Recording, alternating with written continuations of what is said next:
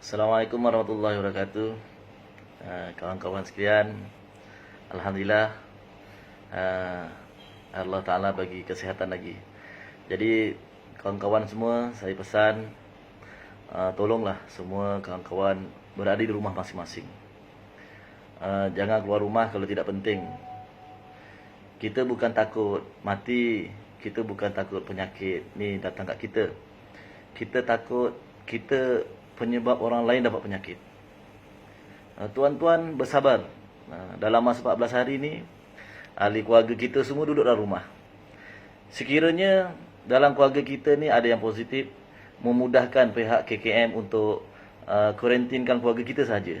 Dia tidak akan membabitkan jiran-jiran kita dan keluarga-keluarga lain. Tetapi dengan sikap kita yang tidak mahu duduk tetap di rumah, kita bergerak. Sekiranya didapati dalam kalangan kita, ahli keluarga kita ada yang positif, ini akan menyukarkan untuk pihak KKM untuk membuat tindakan, kena detect balik perjalanan tuan-tuan sepanjang 2 minggu sebelum. Jadi banyak tempat kita telah pergi. Jadi kita kena taat keadaan ni supaya apa? Dalam masa 14 hari ni perkara ni dapat diselesaikan. Dengan sikap kita yang tidak taat ni menyebabkan berkemungkinan kita punya kuarantin ni bukan ambil masa 14 hari. Mungkin akan disambung lagi 14 hari kemudian lagi. Sekiranya perkara ni tidak selesai, mungkin akan ditambah lagi 14 hari lagi. Jadi benda ni mungkin akan berlarutan menjadi 2-3 bulan. Jadi kita bersabar. Kita duduk di rumah kita, kurangkan aktiviti luar. Kalau boleh jangan. Kita jangan percaya pada siapa pun di luar. Sebab dia pun tak tahu diri dia positif atau negatif. Jadi kita lebih baik kita duduk tetap di rumah. Dan kita jangan nak buat hubungan silaturahim, pergi jumpa orang, jumpa kawan kita ke. Masa ni tak sesuai. Sebab kita tak tahu kita pembawa. Dan kita pun tak tahu yang kita jumpa tu dia adalah pembawa. Jadi buat masa ni untuk seminggu ni kita taat je lah. Kita duduk di rumah kita, buat amalan di rumah. Buat amalan di rumah bersama isteri, anak-anak kita.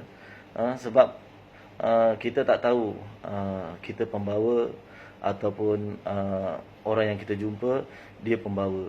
Jadi benda ni halus, tak nampak. Kalau kita pergi berperang ataupun darurat peperangan, kita nampak musuh bawa senjata, bom sana, bom sini. Jadi kita takut untuk keluar rumah. Tapi virus ni dia tak nampak. Siapa pun yang kita jumpa pun kita tak tahu dia ada virus ke tidak virus. Dan kadang-kadang kita peralatan pasar raya, peralatan awam yang kita kongsi bersama, benda-benda ni pun akan menyebabkan kita pun terkena. Begitu juga sekiranya hari ini kita cek kita positif, kita negatif. Dan itu pun tidak menjamin kita untuk esok-esok pun kita tetap negatif. Mungkin hari ini kita cek negatif, mungkin esok lusa kita jumpa pesakit yang kita tidak tahu dan kita akan jadi positif dan kita telah menyebabkan orang lain pun turut bersama jadi positif. Jadi tuan-tuan, untuk 2 minggu ni insya-Allah lah kita duduk di rumah. Macam saya ni dah duduk di kuarantin dekat mana? Dekat KKM. KKM telah tempatkan pusat kuarantin untuk saya dengan ahli jemaah saya semua. Kami reda keadaan ni dan kami bersetuju mereka kuarantin kami sebab kami nampak banyak kebaikan dengan perkara ini dilakukan berbanding mungkin kami bertebaran kat luar sana. Sebab diri kami pun kami tak tahu kami sama ada negatif atau positif. Sebab benda ni mengambil masa dalam 2 minggu baru nampak dia punya kesan dia. InsyaAllah tuan-tuan semua ya, semoga kita semua dirahmati Allah SWT. Dan sekiranya kita mati dalam keadaan kita taat, kita dalam kena wabak, Allah SWT akan beri kita pahala mati syahid. Kita tidak menyusahkan orang lain dan kita tak jadi penyebab untuk orang lain pun dapat wabak ini insyaAllah. Assalamualaikum warahmatullahi wabarakatuh.